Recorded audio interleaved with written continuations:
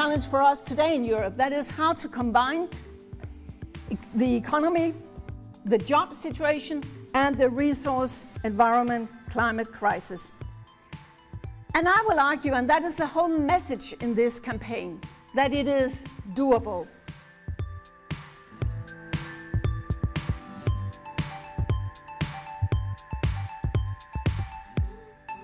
I believe that the fears that people express about the costs and the impact on growth are actually based on a false analysis.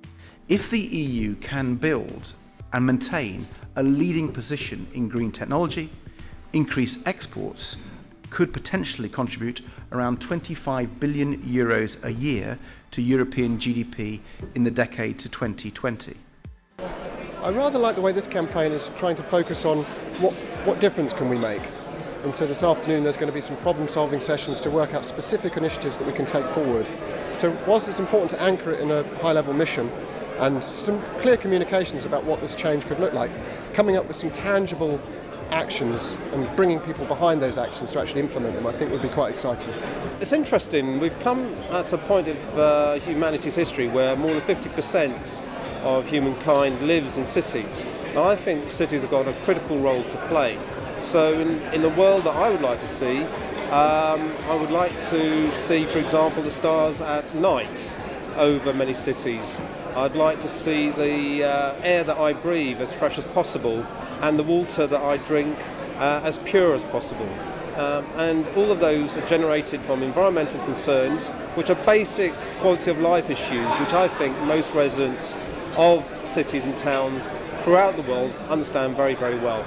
We all want economic growth because we see that's the way of getting society out of the crisis that it finds it now in, but with responsibility and with proper regard to sustainability, and that means using materials responsibly, having dialogue with producers, and ensuring at the back end of the process you recover as much value from those materials and create as much energy as you possibly can.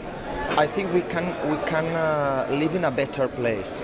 I think the world I like is a better place to live.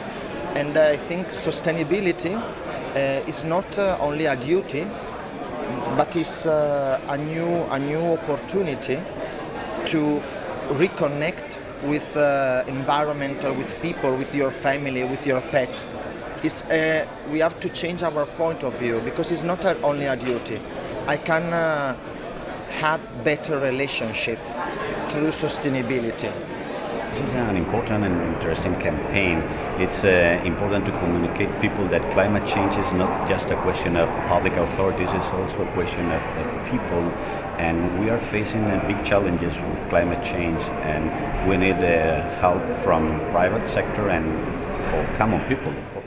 The definition of insanity is to repeat doing the same thing over and over again and expect to get different results. And what I take that to mean in the current economic context is that we can't repeat the same mistakes that not only resulted in this crisis, but which have also resulted in unsustainable impacts on the natural world on which we all ultimately depend for our prosperity.